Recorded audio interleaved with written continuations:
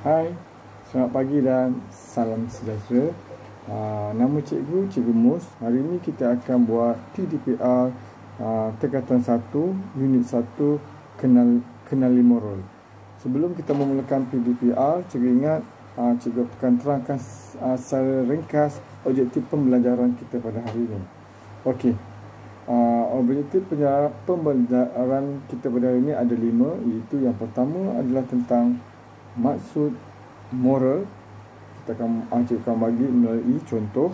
Yang kedua adalah perbezaan perlakuan baik, benar dan patut. Yang ketiga adalah kepentingan berkelakuan baik, benar dan patut. Yang seterusnya adalah perasaan apabila berkelakuan baik, benar dan patut. Dan yang terakhir adalah cara perlakuan baik, benar dan patut. Manakala 5 nilai murni yang perlu anak-anak ketahui adalah rasional, baik hati, kebebasan, kesederhanaan dan bertanggungjawab. Okey, sebelum cikgu pergi seterusnya, cikgu pergi objektif yang pertama, iaitu maksud moral. Okey, moral ini datang dari perkataan Latin.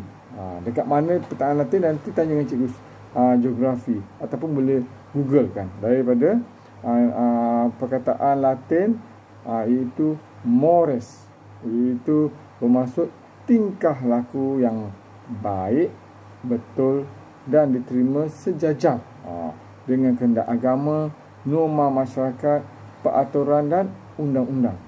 Kalau anak-anak buka pada muka surat 2, kita boleh rangkumkan, kita boleh berdefinisikan moral adalah tingkah laku baik atau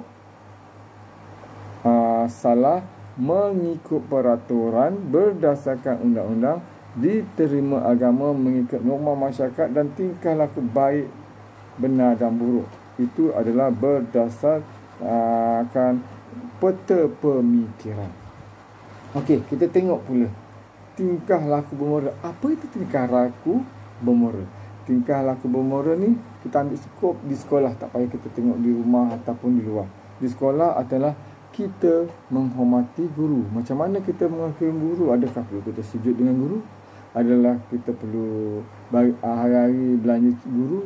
Tidak. Itu memadai dengan perkataan salam, selamat pagi, salam sejahtera, ataupun kita tundukkan sedikit kepala untuk memberi hormat. Begitu juga menghormati AKP ataupun kerani, ataupun menghormati rakan sekelas ataupun senior-senior anak-anak. Kemudian adalah yang kedua adalah kita memuliakan guru. Macam mana kita memuliakan guru? Kalau ada kita tengah berjalan, mungkin kita berhenti, kita beri laluan kepada guru itu untuk berjalan. Sama juga dengan sini. Kalau kita tengah nak beli makanan di kantin, nak berbaris, bagilah laluan dulu dengan rakan-rakan senior ataupun abang-abang senior itu lebih dahulu. Seterusnya, perlakuan yang bermoral adalah kita membantu rakan. Membantu rakan ni daripada pelbagai aspek. Mungkin anak-anak boleh berbincang sesama sendiri selepas ini. Macam mana cara membantu rakan? Dia ada. Mungkin rakan tu seorang yang kurang upaya. Mungkin kita mendorong ataupun menolak kita sorong. Ataupun kalau kita tengok kawan itu seorang diri tiada rakan, apa salahnya kita duduk bersebelahan dan kita berborak. Itu adalah pelbagai cara untuk membantu rakan. Okey, kita pergi kepada individu yang bermoral. Kita dah tahu dah, individu yang bermoral mestilah berkelakuan, tadi beritahu, baik, benar dan patut. Tapi anak-anak kena tahu apa perbezaan perlakuan ini. Setiap perlakuan ini ada perbezaan, nampak saja sama tetapi ada perbezaan. Kita tengok. Baik bermaksud tingkah laku yang boleh diterima oleh masyarakat. Cikgu ambil contohlah. Tindakan ahli melaporkan kesalahan rakan kepada guru disiplin. Itu adalah satu perbuatan yang baik dan mulia. Dia membuat laporan kesalahan rakan kepada guru disiplin. Kalau tak, guru disiplin tu tidak tahu. Itu satu tindakan yang baik. Manakala tindakan yang benar, apakah tindakan benar? Tindakan benar, tindakan yang betul berasaskan fakta dan bukti yang sah. Apa yang dimaksudkannya adalah mungkin Ahmad bercakap benar.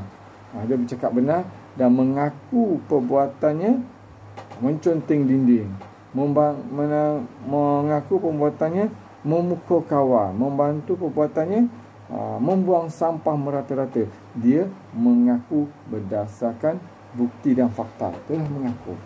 Dan seterusnya adalah tindakan patut, adalah tingkah laku yang sesuai yang dibuat dan diterima oleh masyarakat.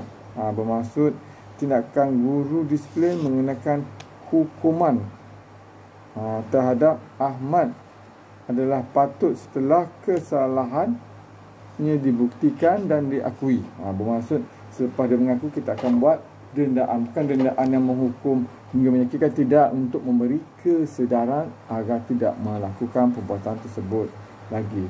Dan semua tingkah laku baik, benar dan patut ni ada kepentingannya. Kita tengok kepentingan yang pertama adalah supaya hubungan dengan orang lain akan menjadi lebih mesra, dan kita akan dipercayai dan diyakini oleh orang lain, dan seterusnya membantu untuk membuat keputusan yang benar dan tepat. Itu adalah di antara beberapa contoh kepentingan. Dan paling penting, apakah perasaan? Perasaan ini tidak dapat kita lihat di dinding dalam buku. Di dalam hati. Apakah perasaan anda ataupun anak-anak sekalian selepas melakukan perlakuan baik, benar dan patut? Dia mestilah satu perasaan yang tidak boleh dilihat tetapi boleh gambarkan emosi. Itu Ali berasa ataupun saya berasa sangat senang hati dan gembira setelah